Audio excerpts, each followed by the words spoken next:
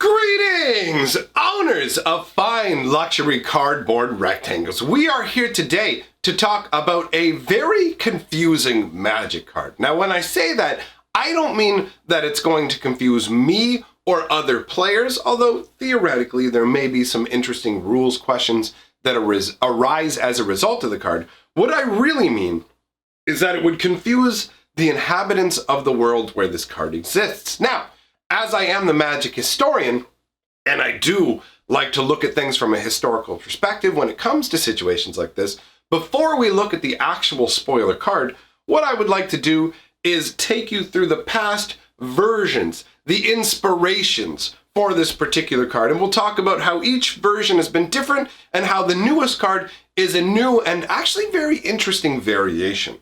So it all started way back in the day with the Dark and Maze of Ith. So let's get a picture of Maze of Ith up on the screen. Now, Maze of Ith is an interesting card for me. I remember back when this card was originally printed, I was playing when the Dark came out, and I read this card and was like, wow, this seems really strong. I mean, let's take a look at it, right?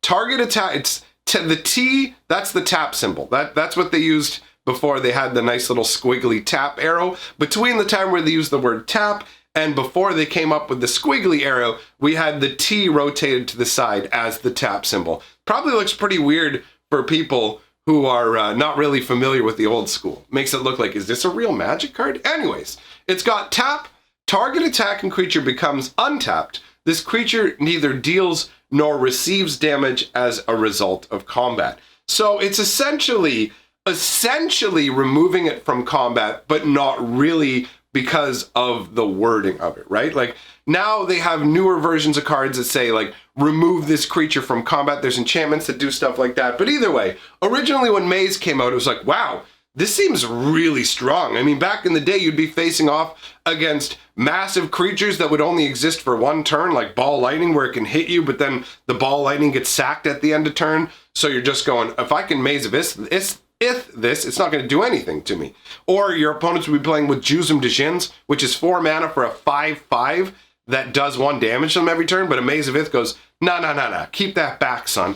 So originally when Maze came out, it was not a restricted card. You could play with 4 Mazes of Ith, which was absolutely bananas, absolutely bonkers. And this was a common. This was a common card. Imagine how frequently, if Wizards built imagine a draft set with this as a common. Imagine having 4 or 5 of these in a draft deck going, haha, combat's never gonna happen, chump.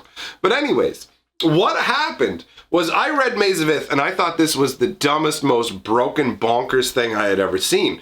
So for the only time in my entire magical life, I called all of my friends and I told them that I was building an Ith deck. I wasn't. I lied to my friends because I'm a bad guy. So I lied to my friends and said, I'm building an Ith deck. I'll take any cards you have that mention Ith. So I ended up trading for Barl's Cages and Wands of Ith as well, just to mask the fact that I was trying to accumulate all of our group's Mazes of Ith so I could have 4 of them. And I succeeded. I got my 4 Mazes of Ith before anybody else realized how stupidly good this card was. And it made me a happy lad. Now, on an interesting note for me, and I never realized this back in the day, but the Maze of Ith actually shows a person in the artwork. I always looked at the art and found it to be really gross. It felt to me like a weird alien planet with tentacles coming off of it, and the weird squiggly lines make you think of human organs, either a brain or intestines. I always found the artwork on this to be fairly grotesque, but what I never noticed until somebody actually pointed out in the comments section when we talked about this card in a previous video, I never noticed there's a dude in the artwork. And he's right there in the center of the artwork. That's a person struggling through the maze. I thought of this as a gigantic planet. I thought we were seeing somebody gets transplanted into this world here and they've got to make their way through the maze, but I thought the maze was inside it. I didn't realize they had to squiggle through what feels like alien intestines. You can see why that would take a long time to get through. And it's pretty gross and evocative artwork. The Dark had a lot of flavor. And actually, it's a really nice way of noting, too, that my comment section is very useful for enlightening me about things that I am not aware of for the game, and then I can bring that information going forwards. So thanks to everybody who leaves comments. I appreciate it. But yeah, this artwork is just, oh, look at it. It's so gross. So Maze of Ith is like the gold standard of removing creatures from combat style land. Not really removing them from combat, but still essentially removing them from combat. It's like, okay, you're not going to deal damage. You're off to the side, chump. But it does have kind of a weird wording.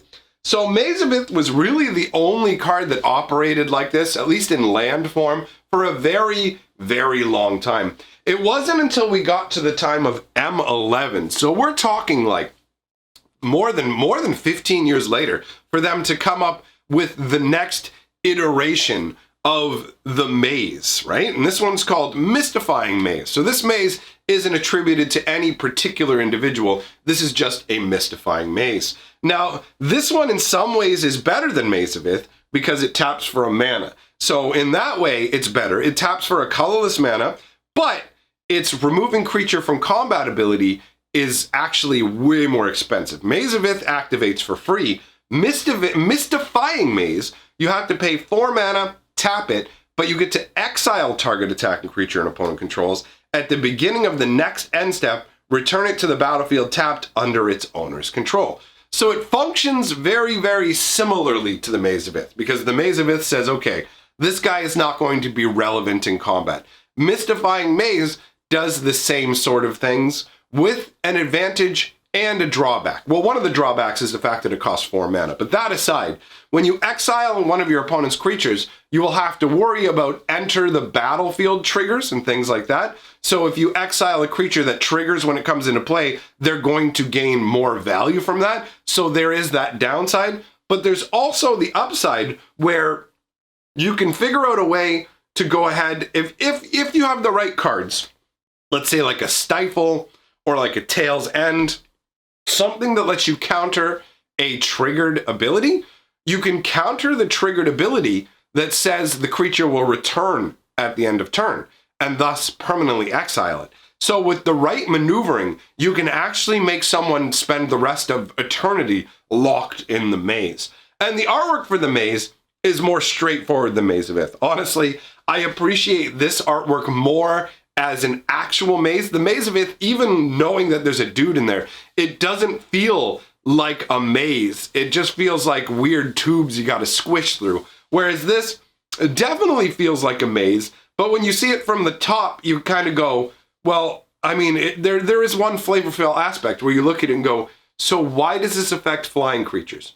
Because it looks like a creature could just fly above this. This is one of the issues that we will find with the maze cards in the flavor department, is the whole, well, if you have wings, you could just fly up to the top. Or if you could climb the walls and get to the top of the maze, it would be a lot easier to just leap from part to part because it's thick and flat on the top. So it's easy to, it would be easy to navigate. But I mean, you could just argue as well that there's some kind of magical force that grounds you in there. But yeah, I don't know, man. It's a minor nitpick. I like the fact that the background of the Mystifying Maze artwork too has this kind of gloomy feel to it, and you've got this tree that's all stripped of branches and kind of hunched over. It's got a dark and gloomy kind of feel. So not only are you stuck in this maze, confused and lost, but you're just having a bad gloomy time. And I like that. I like thinking about my opponent's creatures that wanted to injure my glorious body being stuck in a maze and being sad. Be sad for trying to oppose me. I stand behind that. I enjoy that. So, when it comes to these sort of mazes, there are actually, like, some people may think of other cards like Core Haven or whatever, but those are not part of my discussion. I wanted to specifically stick to the maze construct. That's what I wanted to talk about from this historical perspective. And when we keep it limited to that scope, there are actually only 3 cards that fall into our discussion. We've already talked about the 2 previous. The Maze of Ith and the Mystifying Maze are both clearly mazes. Well, I mean, from the name Maze of Ith, again, minor nitpicks about the artwork, but the flavor on it's incredible. And that leads us to the spoiler card we're here to talk about today.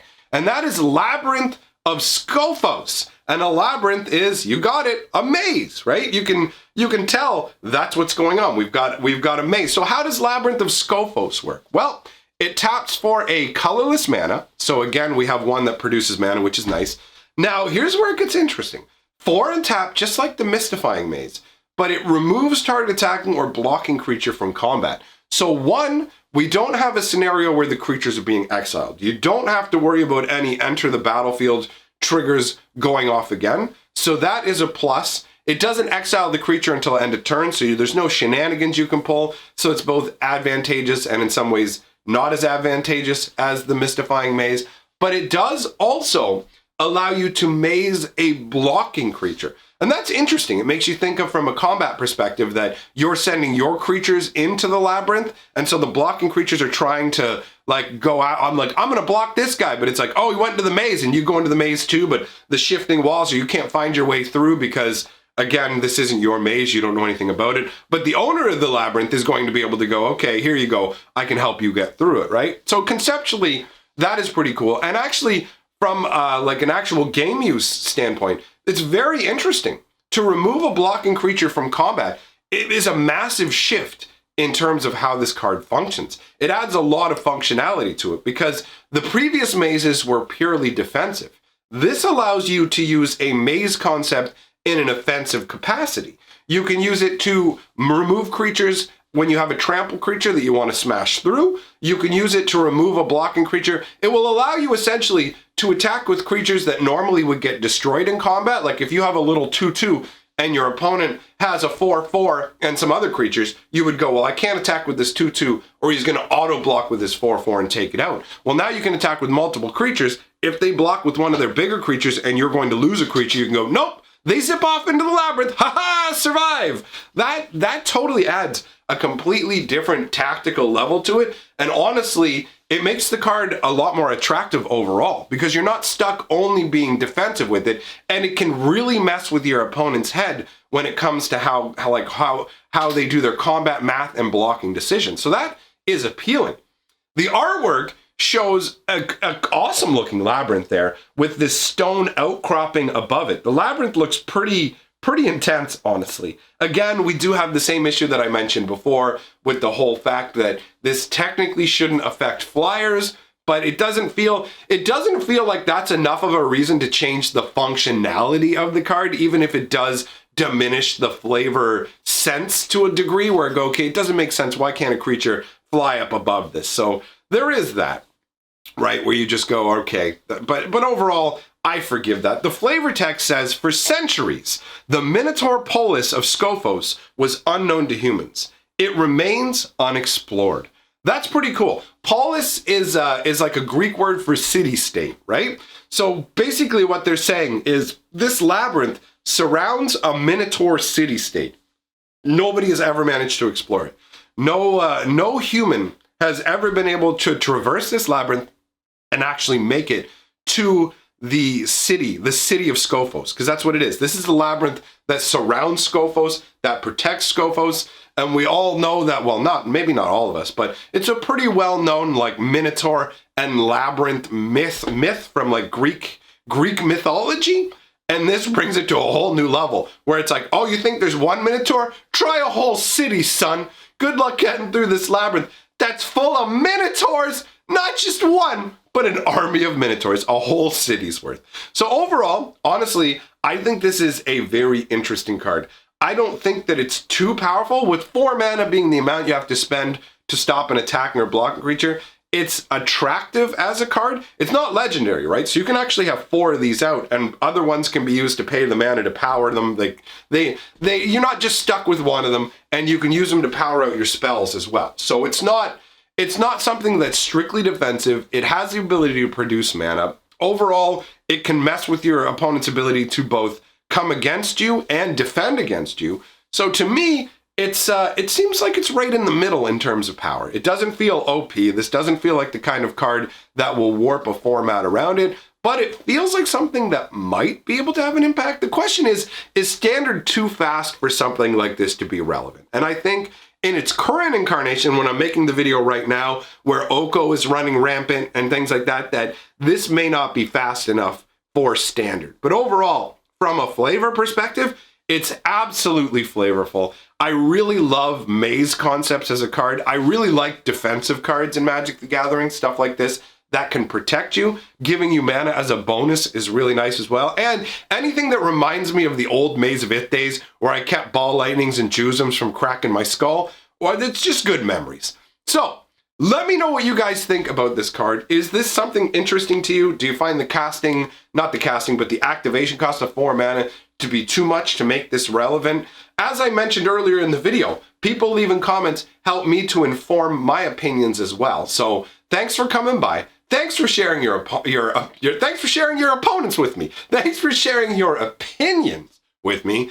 Big shout out to all the people who support me over on Patreon and my channel members. Appreciate it very much.